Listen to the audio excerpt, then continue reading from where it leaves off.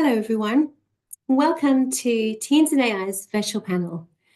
A couple of housekeeping points to mention whilst we wait for everybody to join.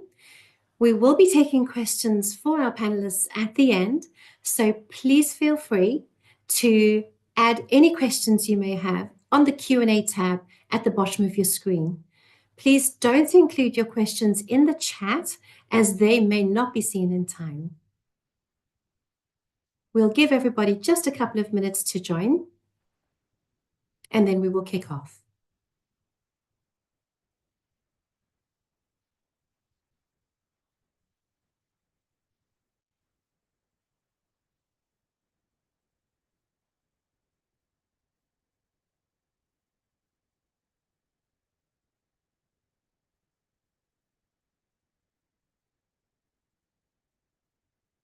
Now that everyone has settled, a big hello and welcome to the Teens and AI virtual panel discussion on accelerating action, making AI accessible for all, as part of our IWD2025 campaign delivered in partnership with Sage, Sage Foundation, and Red Hat. My name is Bev Chislett, and I am the head of marketing here at Teens and AI. I'll be your moderator for today's panel. At Teens and AI, we are driven by a mission to empower young people to harness technology for social good, creating a fair world where everyone has an equal opportunity to maximize their potential. We inspire teens to explore a future in tech and AI through collaborative, hands-on learning experiences. This year's International Women's Day theme, Accelerate Action, deeply aligns with our core values. We believe that fostering diversity and inclusion is not just a moral responsibility, but a key driver of innovation, creativity, and meaningful change.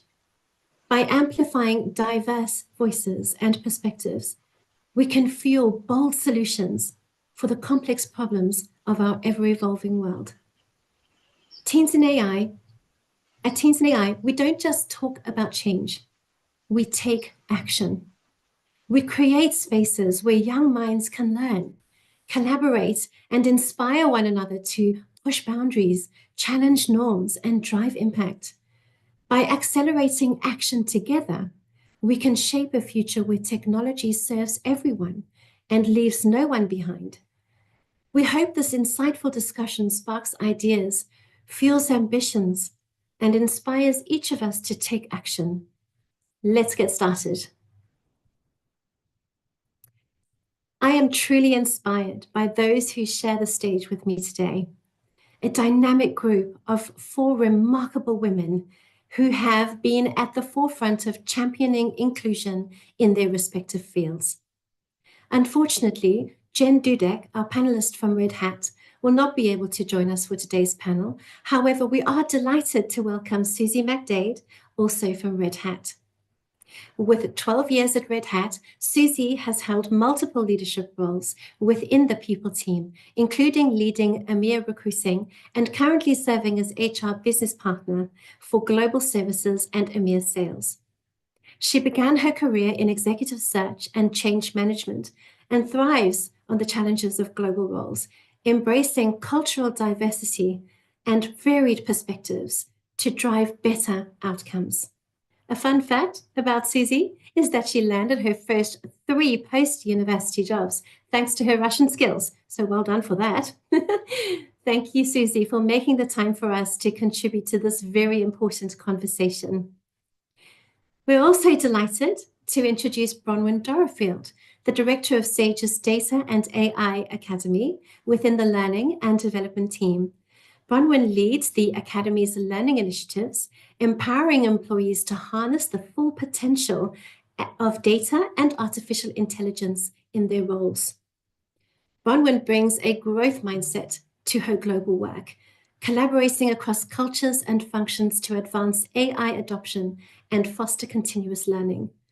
Passionate about inclusivity and future readiness, she ensures Sage and its people stay at the forefront of technological advancements. Engaging regularly with colleagues, Bronwyn is dedicated to cultivating an environment that encourages personal and professional development, inspiring individuals to embrace AI-driven innovation and transformation.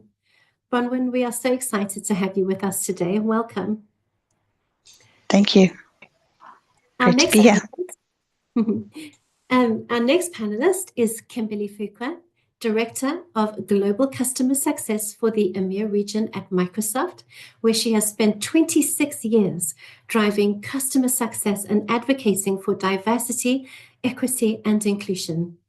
She is also the founder of Luminous Leaders, a leadership development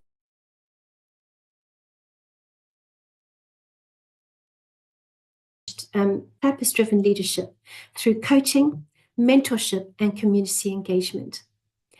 Kimberly has played key roles in initiatives like Blacks at Microsoft and the Microsoft Netherlands Diversity and Inclusion Council, fostering inclusive workplaces across the tech industry.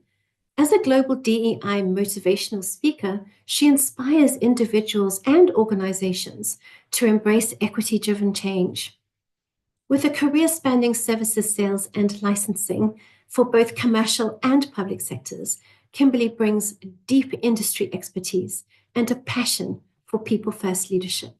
Welcome, Kimberly. Thank you, Bev. And we are so happy to introduce you to Ahana Chakraborty, our final panelist, an alumna of Teens in AI and student at King's College London Mathematics School, who has a passion for climate conservation and technology. She has also participated in a number of Teens in AI hackathons and accelerators since the age of 11, enjoying both the learning experience and the impact these events have on others. An avid scuba diver, Ahana actively participates in marine conservation research, combining a love for the ocean with a commitment to environmental sustainability. Welcome to the panel, Ahana. It is a pleasure to have you all with us. We are truly honored to have such an incredible group of women with us today. I'm excited to hear their insights on how we can accelerate action and drive meaningful change across industries and communities. Now that we've all got to know each other, let's open the floor for our first question. Our theme for today's discussion is Accelerate Action. Two very powerful words that underscore the importance of creating environments where diverse perspectives are not only welcomed, but actively encouraged. With our first question, I'll open the floor for each of you to share your perspectives. With AI skills demand growing by 450% in the last 5 years alone, what strategies can companies like Sage, Red Hat, and Microsoft adopt to help close the talent gap and meet the increasing demand for skilled professionals? Bronwyn, shall we start with you? Yeah, sure. Great question. Thanks, Bev. I think for me, what it's firstly looking at is from the internal AI strategy side of things, understanding what is your company's strategy, where are you at, what level are you at as far as your skills within the business and your level of talent, and then where are the gaps and how do you prioritize that and look at the timelines that you've got in order to get to that point. The reality is, although that AI has become more popular in the last 2 to 3 years, really it's been around for a number of years in some form or other. It's only really, as I say, since generative AI that there's been more hype around it. But I mean, for us at Sage, and I know from some of my other panelists as well, it'll be the same. But we've had a AI department for the last 8 years working extensively in this space. And it's those subject matter experts that can then support this as things are evolving at such a rapid pace, to be able to help us in driving that strategy forward and being clear in the business. So we look at the strategy as what is our strategy for our customers, what is our strategy for our colleagues, and what is the strategy that we're looking at for the greater good in society, and how can we support in all the three of those areas. Thank you for that insightful perspective, Bronwyn. Would anyone else like to share their thoughts from the panel? Sure. Oh, I'm happy to. Didn't mean to cut anyone off, but I do want to talk about what we're doing at Microsoft. And we're working really hard. As Bronwyn said, it's been around for a while, but now that it is a household term, AI, we're working really hard to make it real, relatable, and accessible, especially for young people. We have a really simple vision. We want to help every young person become not just an AI user, but a person who creates AI. So we've got programs like Microsoft Make Code, Minecraft Education Edition. We have a platform called AI for Good, and all of these options, all of these programs provide students as young as 12 years old the ability to build projects that really matter, not just for themselves, but for their communities as well as for the world, really. They are doing things like improving mental health all the way to fighting climate change. One really good example of this is a group of teenagers in Kenya who use Microsoft Azure AI and machine learning tools to help farmers predict crop disease outbreaks, thereby helping to prevent those outbreaks, but also to increase their crop. And these weren't professionals, these were students, just Mm. like many of the people on the call right now. And we continue to partner with schools and nonprofits worldwide. We want to offer, and we continue to offer, we're offering it right now, free digital skilling, certifications, hackathons, mentoring, because we know it's not just about access. It's also about motivation and inspiration. And Mm. that's why we feature young innovators on our Microsoft Learn platform. We believe you don't have to wait to be great. So lastly, I'll say that we've got an AI National Skills Initiative, and we're partnering with governments over in 20 countries to have over 1 million learners in each of those countries collaborate with local communities and build content that's tailored, practical, and powerful. And our strategy is simple, just like our vision. Start early, teach hands-on practical skills, share real-life compelling stories, and stay committed to the cause. Susie. Oh, wow. I wish I had gone first. That's a really hard act to follow. But I'll start by giving some kudos to Microsoft by also sharing that a couple of months ago I was personally on a weekend trip in Berlin, and I happened to stumble into a co-creation space hosted by Microsoft in a really nice coffee shop with a lot of resources for anybody who walked in to learn about AI and get their fingers kind of involved and their brain sparkling and really kind of inspired by what AI could do. And I was just really impressed by this super open approach of this co-creation space for absolutely anybody. And there were young people in there, old people in there, business people in there. So that was really inspiring to see of this is how we help alleviate the fear of what AI could do and really turn it into motivation for the masses of how AI could change the world for the better. So coming over to how are we at Red Hat thinking about this, both what my colleagues from Sage and Microsoft said really resonated for me and what we're doing at Red Hat. On the one hand, we also think about how can we build skills that are required for the AI world, especially for the young generation, right? I think you're all in such an exciting time to start your learning careers and your early thinking about where your career could take you because you're on the forefront of how this technology is changing our world. We already see it in the company every day that AI is changing how we do jobs. I'm in HR, so I've touched recruiting in the past, I've touched talent management. I already see HR AI changing every job that we have in the company. And this journey has just started. So I think all of you will be at a fantastic starting point to help shape this journey. For us at Red Hat, of course, we want people to know about our technology and our products. And one way we do this, especially for people early in their career, is through Red Hat Academy. So we work with universities and colleges and schools to help get people educated, give exposure to our products, and get certified.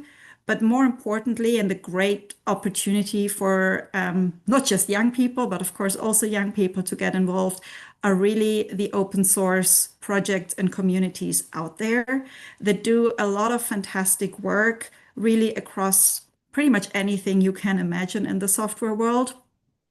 There are projects that are probably resonating well for teens in AI that give back to the greater good, like Project Kepler, which is around sustainability. But also really projects where you can get involved and get a broader perspective on all aspects of software engineering. Because I think, and I'll close with that, my colleague from Sage said it, technology is changing fast and ever faster. So the most important skill we all need, and we will all have to continue to build, is really to adapt and to continue learning, because AI is different today already than what it was 6 months ago, and it will continue to change.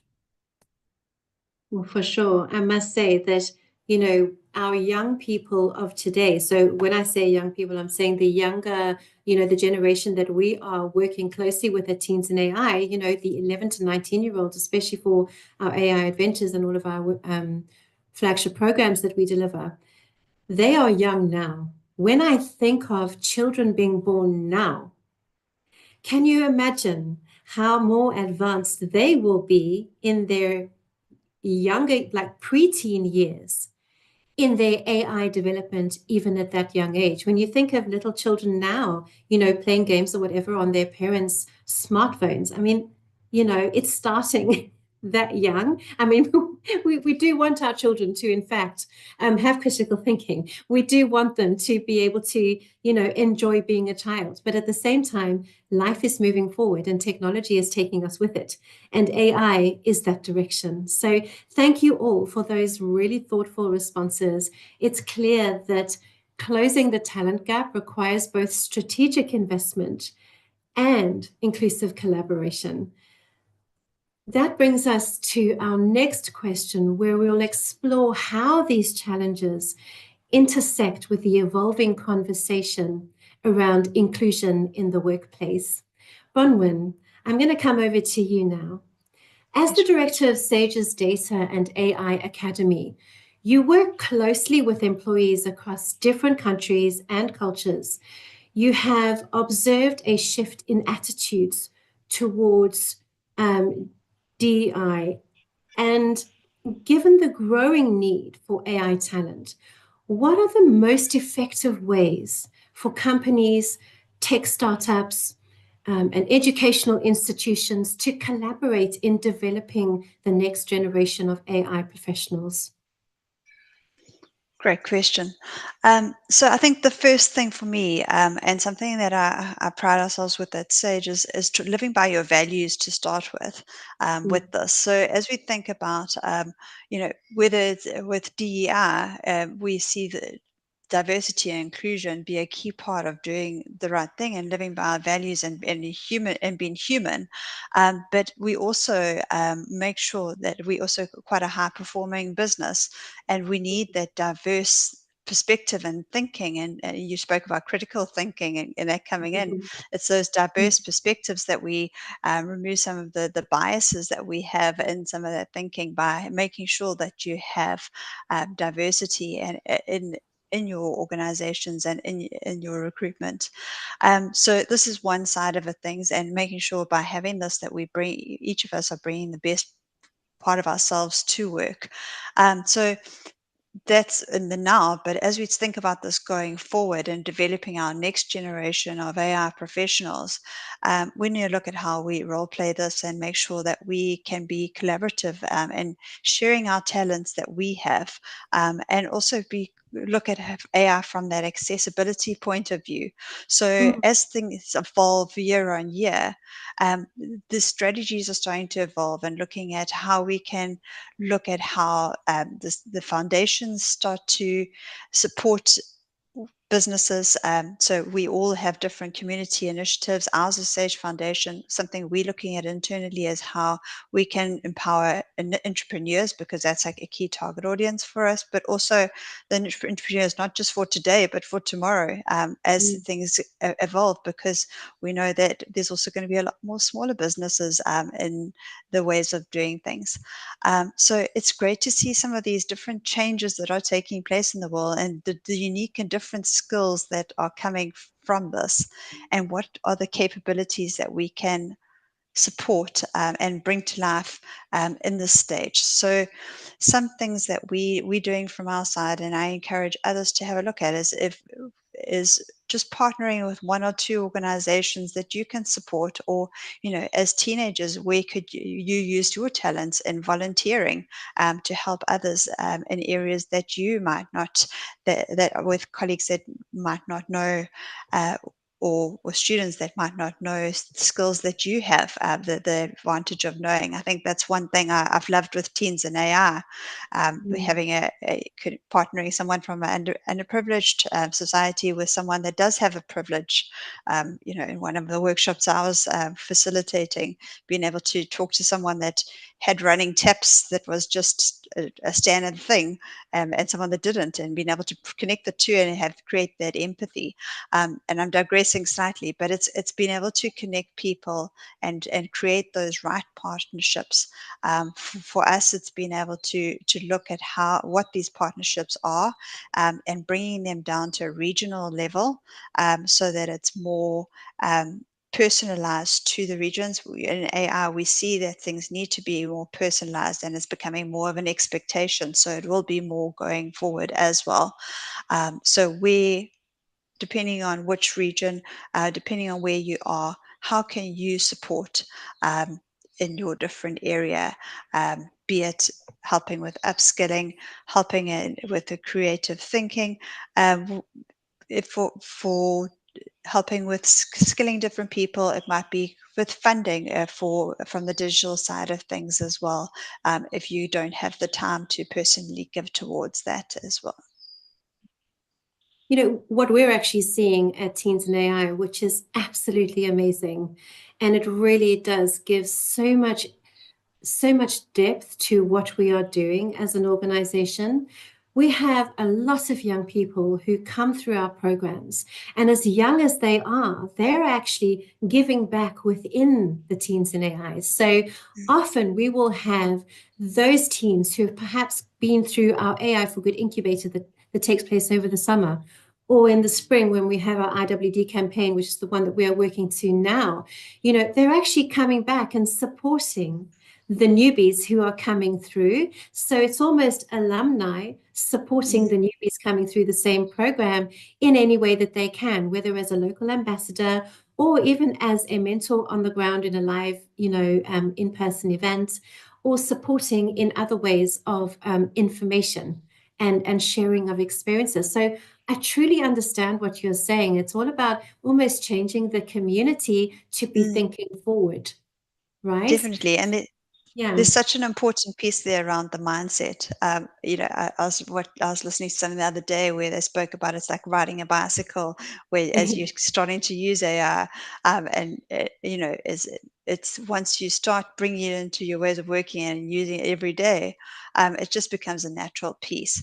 But it needs that support in those early days to help you. So where can we be that support, and how can we pass it on and pass it forward? Absolutely. Thank you, Bronwyn. It's encouraging to hear how collaboration across cultures and sectors can help shape a more inclusive AI workforce. I'd like to open the floor very briefly. Would any of our panelists like to add to Bronwyn's points before we move on? I think it's such a broad topic, isn't it? Yeah, I was gonna say, I feel like I've participated in many AI hackathons and accelerators through Teens in AI, and I feel like one of the main things I really loved, especially in the beginning when I didn't know much about AI, I didn't know really what it was, and I kind of just showed up because I saw an advert.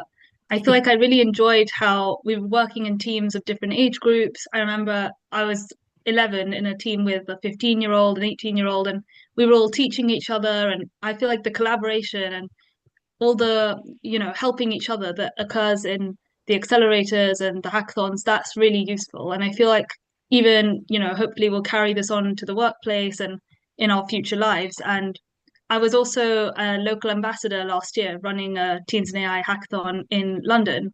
And I feel like that also taught me a lot, because it wasn't just getting, some teenagers from my school who may all have similar backgrounds.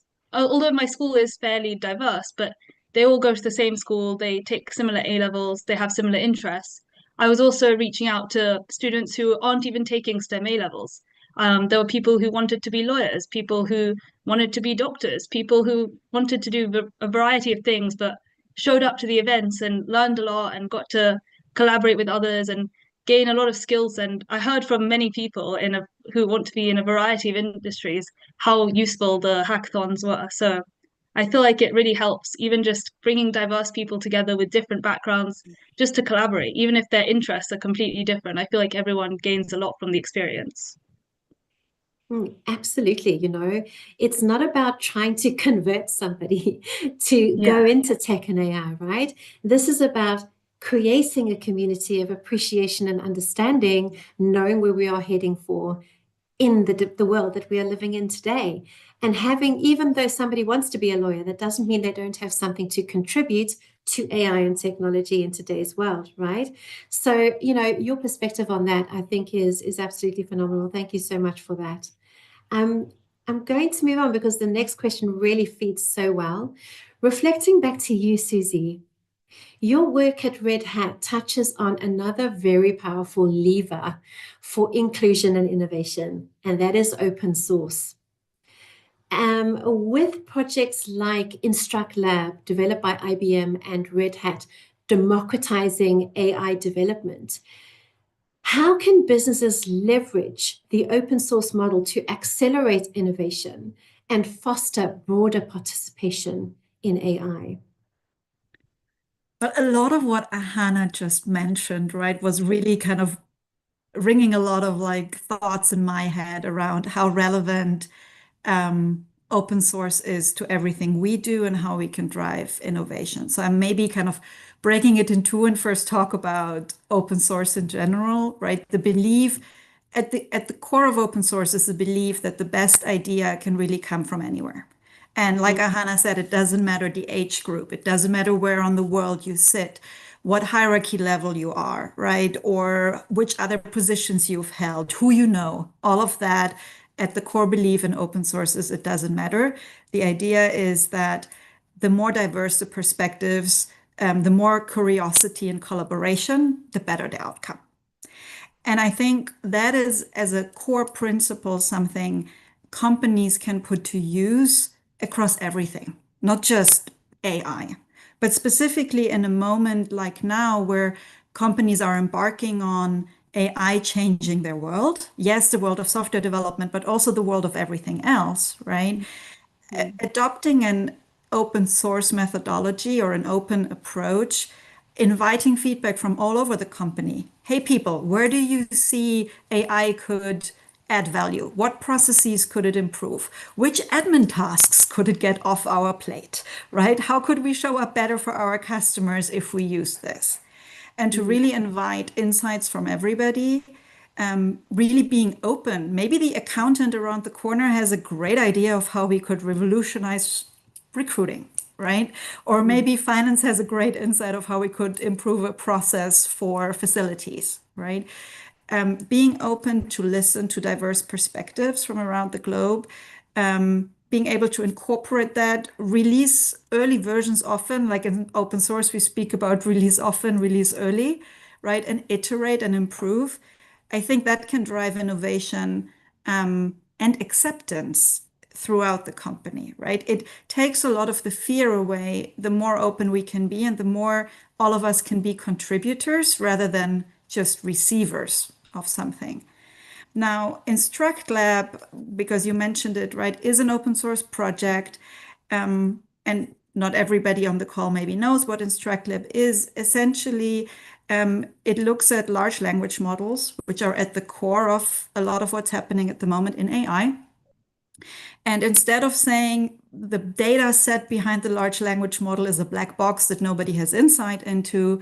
InstructRep takes an open source approach, right, and allows contribution to that large language model and the data set behind it, really allowing for more set of eyes, more diverse perspectives, more subject matter experts from different parts of the world and the industries to contribute, which then results in a better data set. For companies or universities or any group, actually, they can take InstructLab and fine-tune it to whatever they need, right? So they can make their own version and fine-tune it with their data, giving them more insight, but also kind of saying, what do I really need? And have this large language model open to their needs. So that's how kind of the democratizing of AI comes into play.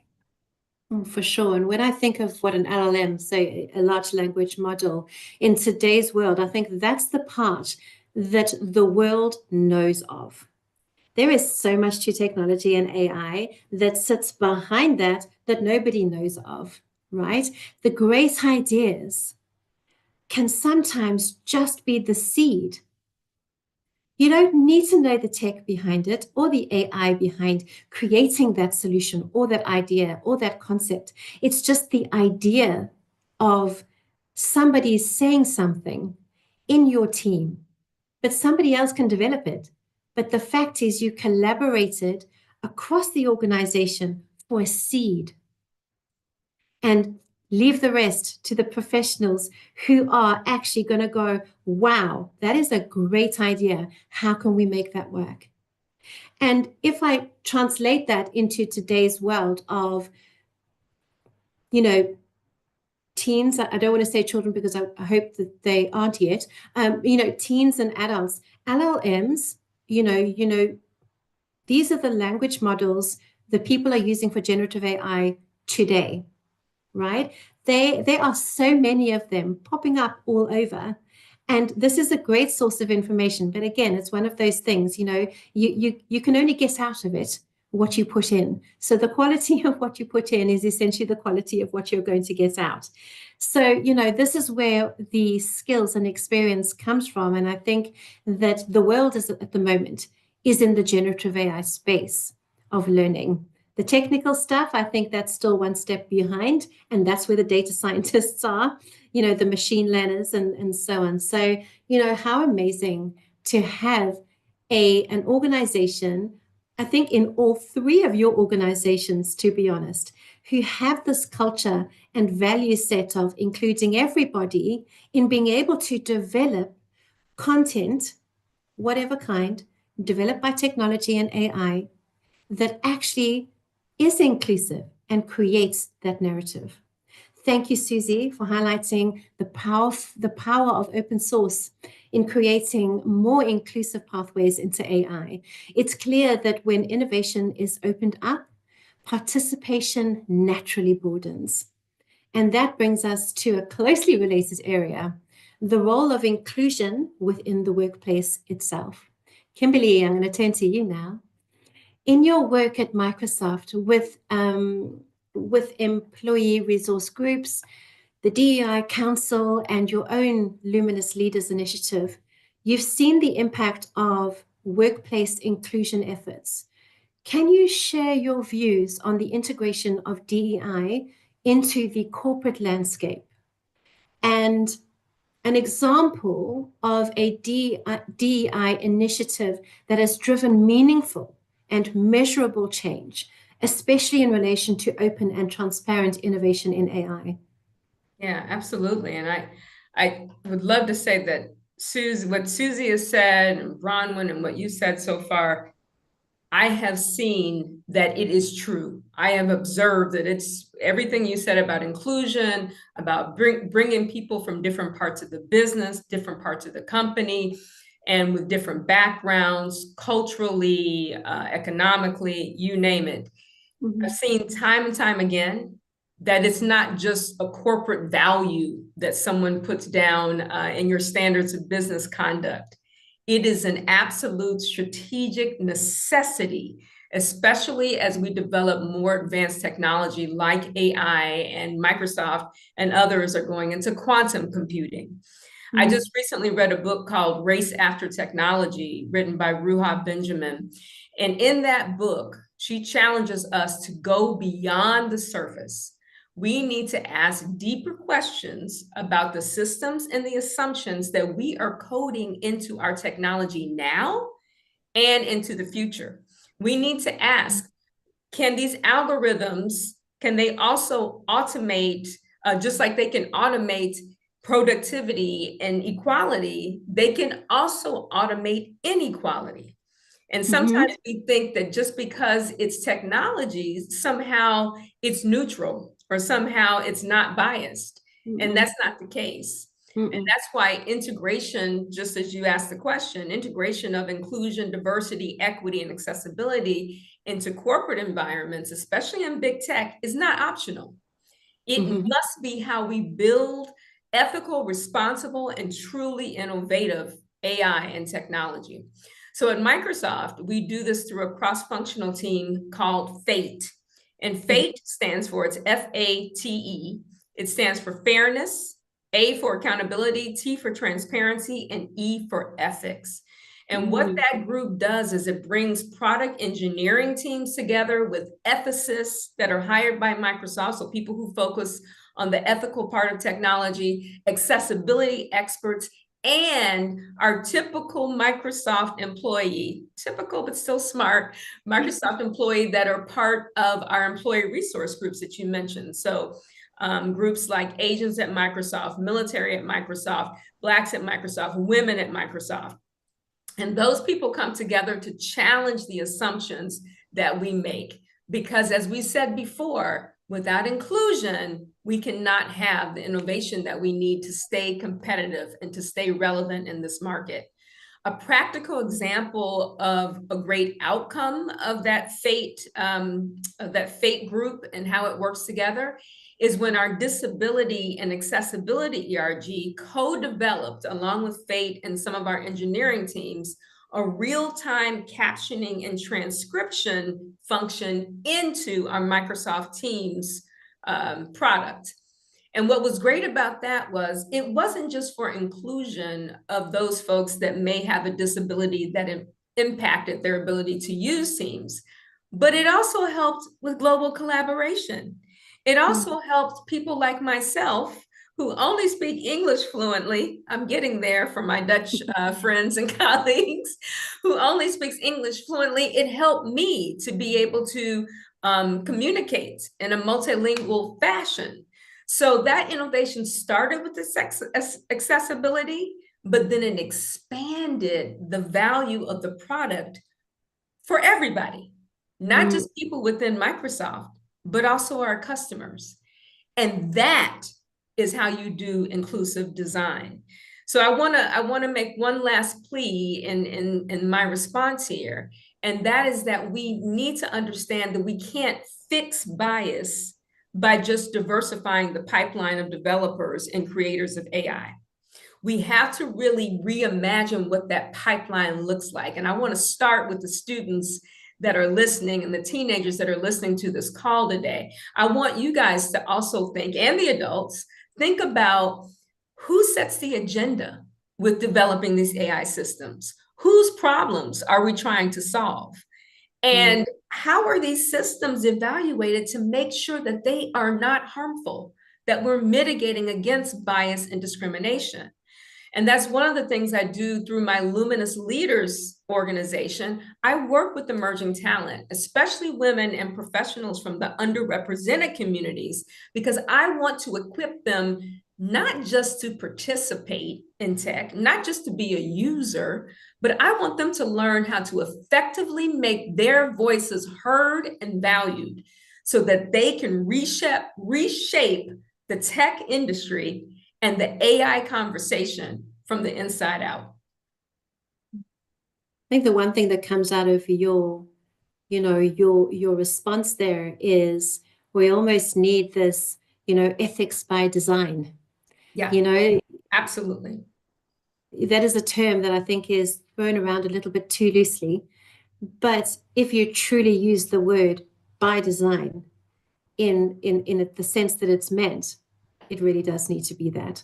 And I if it think becomes natural, right? Design exactly, and naturally a part of how you work, think, and operate.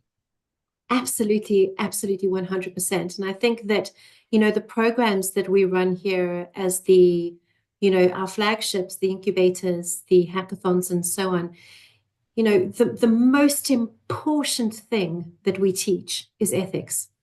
Yep. It is AI for good, and it is ethics on every level. It is critical to the learning of every single course. And in fact, it is part of even the AI Adventures courses that we deliver. There is an element of the ethics learning of you need to do it right, you need to do it well, but you also need to do it correctly and ethically. Yes. Right? Learning from the age of 11 in our context, the right way of doing things, knowing that there's a difference between right and wrong, that is ethics right there. So honestly, thank you, Kimberly, for that. It's clear that when DEI is meaningfully integrated into a company's culture, it not only fosters belonging, but also helps unlock more open and transparent approaches to innovation. Of course, inclusion also depends on access, which is what we've been talking about before, access to skills, to learning opportunities, and to support in adapting to change across communities as well. Bronwyn, I'm going to turn to you now too. In feeding into that, in your role at Sage, you focus on equipping employees with the skills to embrace AI. How can we ensure that upskilling in AI is accessible to everyone in an organization?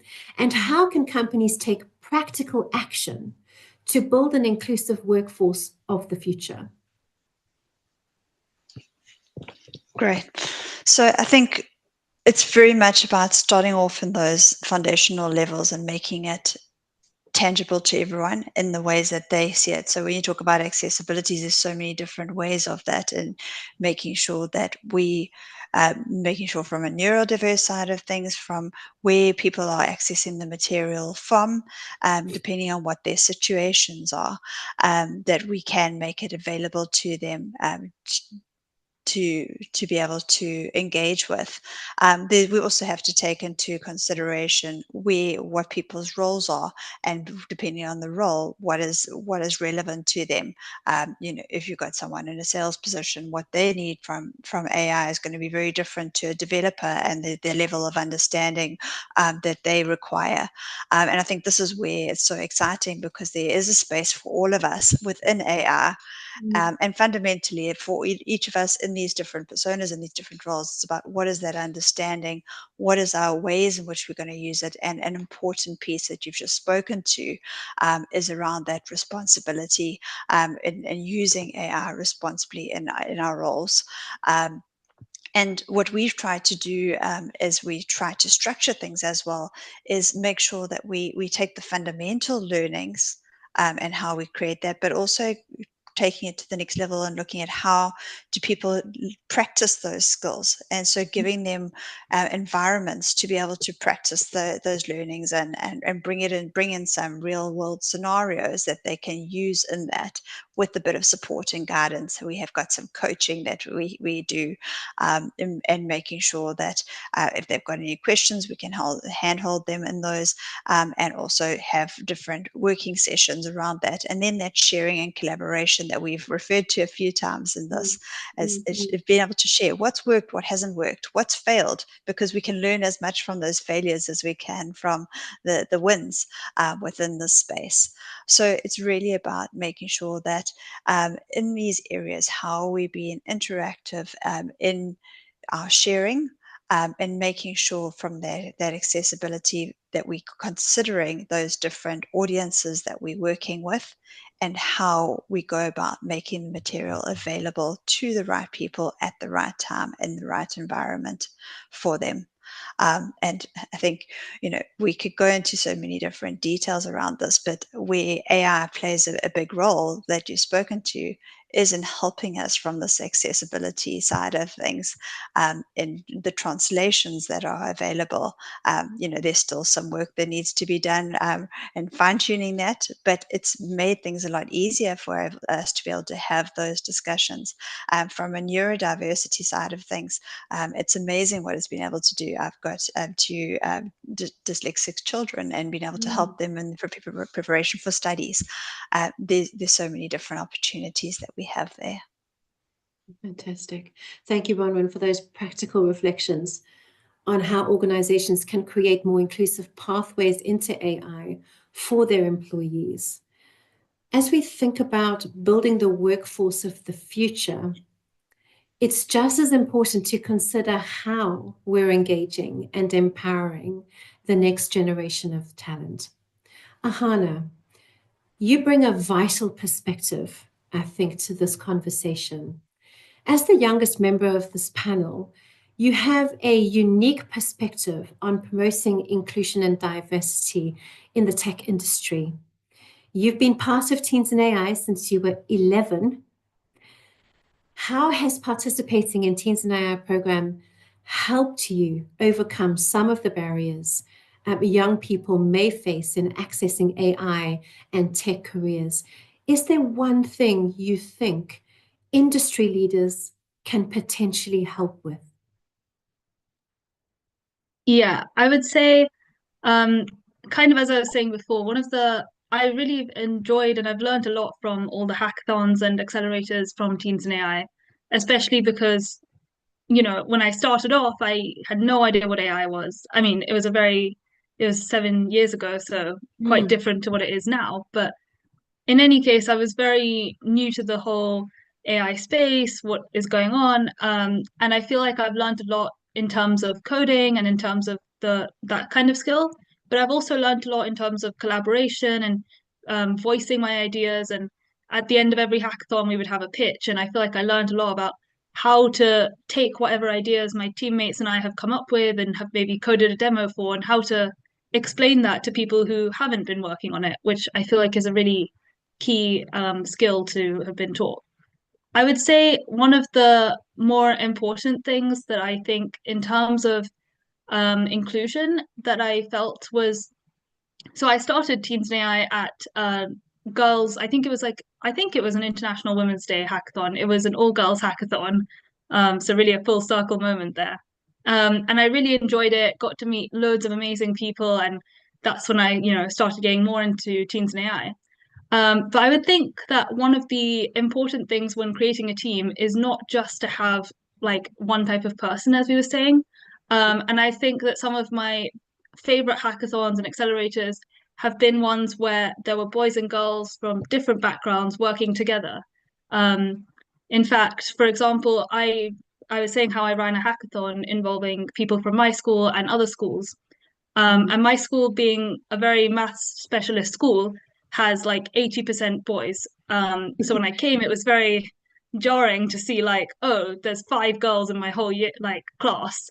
And so when I was telling Elena, oh, I want to run a hackathon, she was like, cool. We have a requirement of about 60% girls. And my first thought was, where do I source the girls from? I can't have a school hackathon because there are simply not enough girls. And then I was like, this could be a good thing. Maybe let's reach it out to the wider London community. There'll be many people who want to participate who wouldn't otherwise get the chance to. And I reached out to so many people from other schools who have now told me they really enjoyed it. And some people got to stayed in contact with Teens in AI and have done future hackathons and other accelerators. And I feel like it's a good thing, the fact that people are trying to include more girls and more underrepresented communities in these spaces. But I feel like it's also important to work together with different groups. So I'm a big fan of kind of the mixed hackathons where we try and get many girls, but we also try and get people from a variety of different backgrounds to kind of share their ideas and share their perspectives and ways of thinking. I feel like that makes for the best collaboration and also makes the best products as well, because those are the hackathons where everyone's ideas are like crazy because everybody's brought something together, and when it comes together, those ideas are phenomenal. So yeah, I feel like companies should do a bit more of, when they're doing the outreach and trying to get teenagers into AI, I feel like they should do a bit more of, reaching out to a variety of people. I feel like a lot of company opportunities that I found out about are fairly like hidden, or only certain like schools are allowed to access them. So I feel like they should be more publicized to just the wider public so that more teenagers from different backgrounds can participate. Absolutely, for sure. Thank you, Ahana. That was such a powerful reminder of how early exposure and meaningful support can open doors for young people in tech. It reinforces the need to create these inclusive systems that work for everyone, from the next generation of innovators to those already navigating today's workplaces. Reflecting back to the panel now, while we've made strides in raising awareness around diversity and inclusion, there are still many communities and groups that continue to face significant barriers to equal access and opportunities. With the rise of AI and automation, how can we ensure these technologies reduce bias rather than reinforce existing inequalities, while also preparing employees for future AI-related roles, given that 65% of children today will work in jobs that don't yet exist?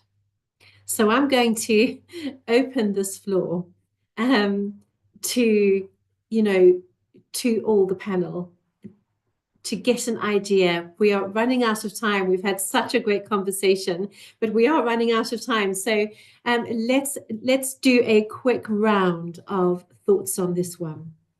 Yeah, I'm happy to start. I'm happy to start, Bev. So I've already talked about what Microsoft is doing to embed ethics in AI, and we all agree that that's super important. Also talked about inclusive skilling initiatives that we have.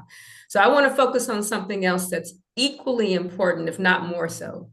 And that's the human responsibility in shaping what artificial intelligence becomes, what it is now and what it will become. I don't know if most people know, but there is a fun fact, I'll call it, that the thing that we hold in our hand right now, our cell phones, our mobile phones that we have, is about 10 times more powerful than the computer that shot the folks in the US to the moon back in 1969. And I just want that to sink in for a second. So you're holding something in your hand that's 10 times more powerful than the computer that took humans to the moon about 50 something years ago. It's amazing, right? So that even tells us how great the responsibility is that we have to make sure that this technology is safe, ethical, fair for everyone. And one of the ways I think we can do that is we need to be aware that every digital interaction, every post, every comment, query, click, scrolling binge becomes training data. We need to treat our online behavior almost as if we're raising a child. And how would you raise a child? With care, with thoughtfulness, and with awareness of the long-term impact of what you're doing as a parent. And we need to treat AI just like that. The rise of AI is not just a technical challenge. Yes, we need a lot of technical skills and a lot of people who are interested in the technology side of it, but we also need to understand that it's a moral challenge. And there are wonderful regulations. I think the EU AI Act is really critical. I'm so glad that we have that in place in the EU. For those of you that may not know, I'm based here in the Netherlands. And this EU AI Act is helping set global standards on how we build AI that's safe, that's accountable, and that's aligned with fundamental human rights. And we support that at Microsoft, because open innovation is safe innovation. Open innovation without oversight, though, can lead to unintended harmful impacts. So there's three things I want you guys to think about. At the company level, we have to go beyond compliance. We have to lead with integrity. We have to embed these values in the full product life cycle, just like we were talking about, Bev. It needs to be inclusive by design. From inspiration to implementation, we need to be thinking about inclusivity and mitigating bias and discrimination. As a tech industry, we need to treat ethics like infrastructure, ensuring that we've got diverse teams, inclusive design, and we've got reviews and evaluations that are built into the system. They must not be an afterthought. And then at the individual level, I'm pleading with everybody that, and that's all of us, that has any type of digital interaction, whether you're a student, a professional, a future innovator, you have to remember that every time you touch a digital product or service, every time you go online, you're shaping and raising AI. And if we want a future where AI is fair, responsible, and truly human-centered, it has to start with us. So we need to all help each other to raise AI to reflect the best of who we are, raise AI to reflect the wisest, most compassionate, and most inclusive version of ourselves. For sure.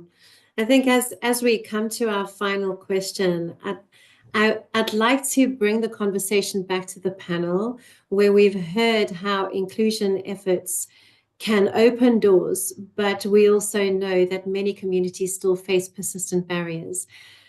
The accelerating pace of AI and automation brings both challenges and opportunities, demanding thoughtful action to ensure technologies reduce rather than reinforce bias and inequality, while preparing people for roles that may not yet exist. With that in mind, I'll now invite each of you to share one top tip for our audience. To all of you, what would the one key action companies should take to keep DEI a priority, or one step individuals can adopt daily to democratize AI, foster collaboration, and support education? You've got 10 seconds each. Okay, let's kick off with Ahana. Let's go with you. I feel like I don't know. I feel like on a company level, if they're doing more outreach and trying to get teenagers involved, I think the main thing is, as I was saying, just to have like wider outreach, reaching out to people from different backgrounds, and also people may not feel comfortable. They may not have been exposed to so many different people before, or worked in teams with so many like variety of perspectives and people with different backgrounds. So I feel like from the perspective of companies or people who are organizing these events, it's just useful to bear that in mind and to help people to collaborate and to ease them into this kind of working with people from different backgrounds. Thank you, Ahana. Susie.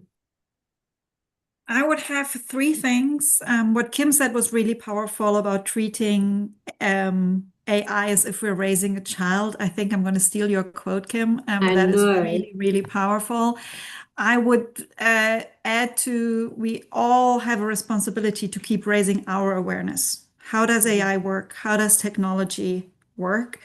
And for being more inclusive, I would always say is like, listen with an intent to understand and question your own assumptions.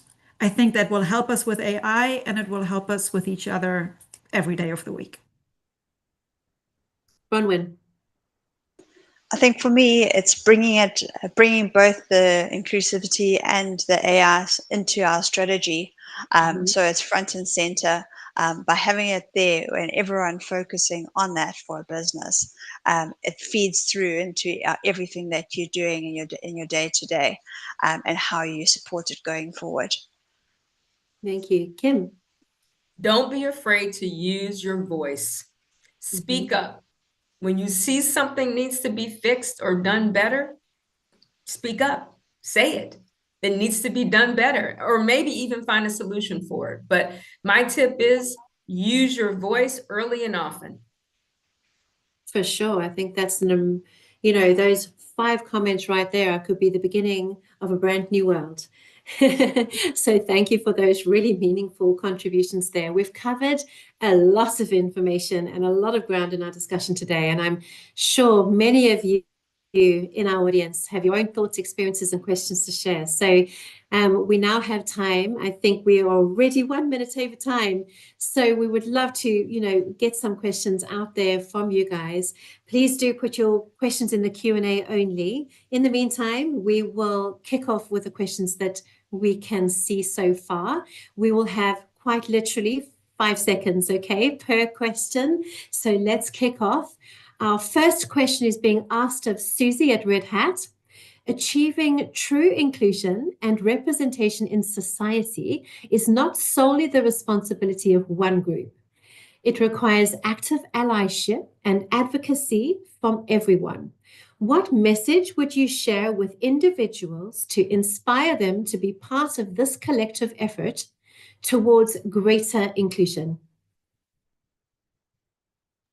And I should give a 5-second answer on that. Good luck.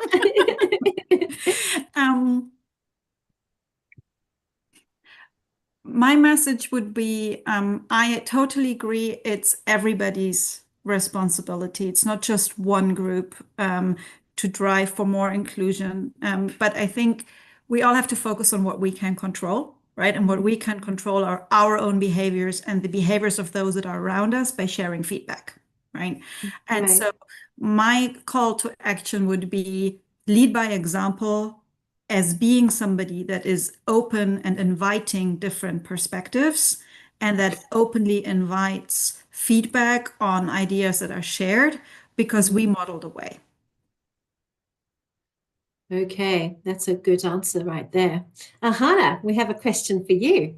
As a young person, what challenges have you faced in finding inclusive spaces within education and extracurricular activities? I would say a couple of things. Firstly, I feel like it's important, as I was saying, kind of just like also not just to have only women-only spaces or just spaces for people of color. I feel like it's important to collaborate with everyone. So it has been a little bit challenging finding those spaces, but I feel like, for example, from Teens in AI, I've found many events where people are from a variety of backgrounds, which have been really useful. So it's just a little bit more, you've got to look for it, but it's definitely out there. The other thing I would say on a related note is that with the rise of everyone talking about inclusion and diversity, there's been also a rise of people saying things like, maybe you've got more opportunities because you're a woman or a person of color. And I feel like it's just important to remember that, we wouldn't be having all this diversity and inclusion if there wasn't a problem to solve.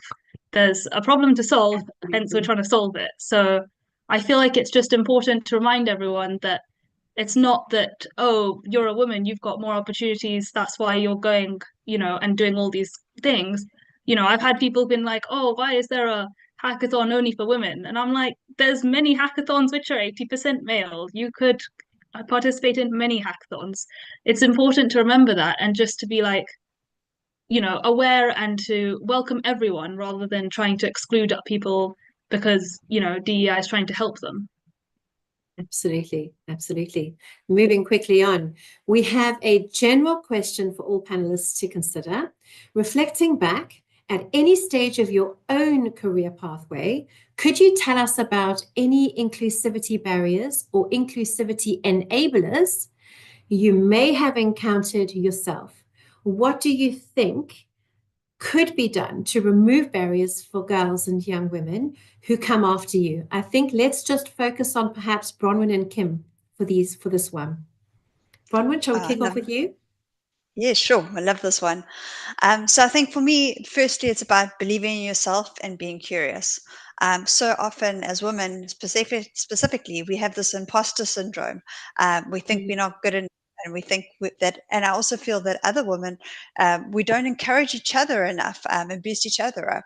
So what can we be doing to support each other? So I encourage each of you to ask questions, lean into the unknowns, and learn through doing. It's often the biggest learnings come from our failures, but they're only failures if we don't learn from them. For sure. Kim? I'd say growth mindset. That's an enabler. I'll say mindset in general can be an enabler or it can be something that blocks you. So reframe it, anything negative from a mindset perspective, into a growth mindset. And that's building off what Bronwyn said. You need to be always curious, always thinking about, how can I learn? If I don't know today, how can I learn so that I will know tomorrow or know in the next moment? And for me, that has been a huge enabler in my career. I never said that I couldn't do it. I might say, I don't know how yet, but I will learn how if I need to. So have that growth mindset. I think that's a huge enabler. And it also helps you to deal with people who spoke like Ahana said, who tell you, oh, you're only a diversity hire, or you only got that job or got into that hackathon because you're a woman. Usually, if you have a growth mindset, you understand that there are people who don't have a growth mindset and who think like that. And your growth mindset will help you be resilient and overcome comments and attitudes like that. Thank you. Right. We've also got a share load more questions in the Q&A that clearly we're not going to be able to answer all of them, but I'll choose two very, very quickly. One of them is formal data science education the only effective way to develop AI development skills in a reasonable time frame that can deliver business value? Who would like to take that one? Perhaps Susie? As a former recruiter and HR person, I'm going to start and then hopefully somebody else will chime in. Actually, I think the great thing about where AI is now is the opposite to what the question alludes to. If I think back 15, 20 years ago, or even longer when I was in school, if you wanted to go into IT, it was absolutely clear you had to study math. If you wanted to go into data, you had to learn how to deal with an SQL database or become a wizard with Excel, etc. Right? Fast forward to today, I use AI to build me a really cool Excel comparison or a great data presentation, right? So I do think actually AI has lowered the entry barrier for software engineering. My husband is a software engineer. He uses AI every day to improve how he writes tests, how he identifies a root cause for something. He recently migrated to a system on a complete different programming language. And he was telling me over lunch, is like, I'm able to do stuff in this language that took me a decade to learn in the old language because AI is telling me how. So I actually think it's the opposite. Now, if you don't have a IT background, will you become the next PhD person that invents the next language model? Maybe not. But I think the entry barrier actually, I think, has been lowered, which makes this so exciting. Fantastic. Okay, I do think that we are quite literally 8 minutes over time.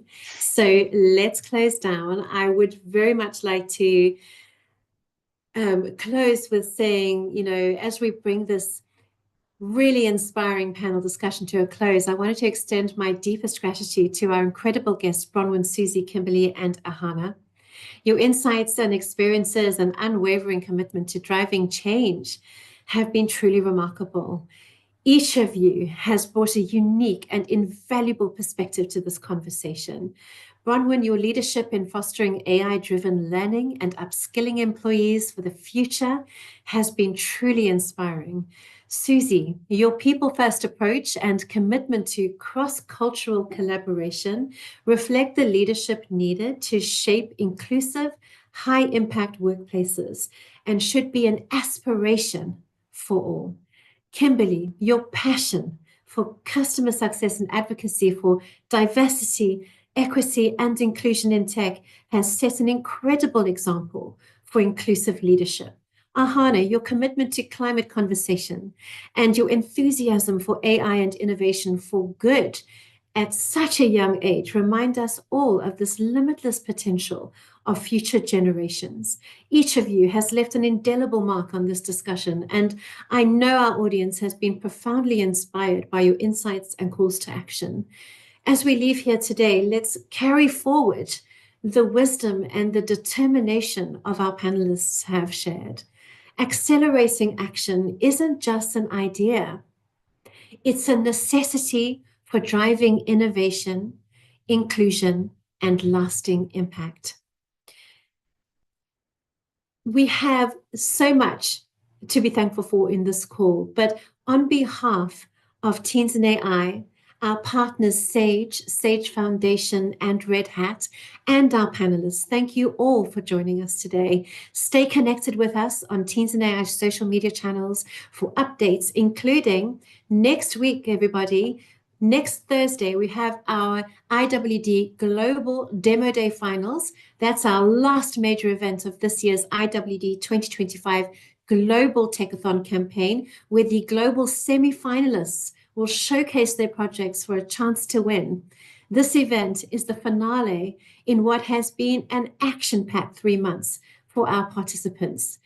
And on the 1st of May, we have a Teens in Action Forum workshop delivered in partnership with Sage and Sage Foundation on the topic of no-code AI, creating AI without a technical background. Now, boy, does that feed into everything that we've worked on today.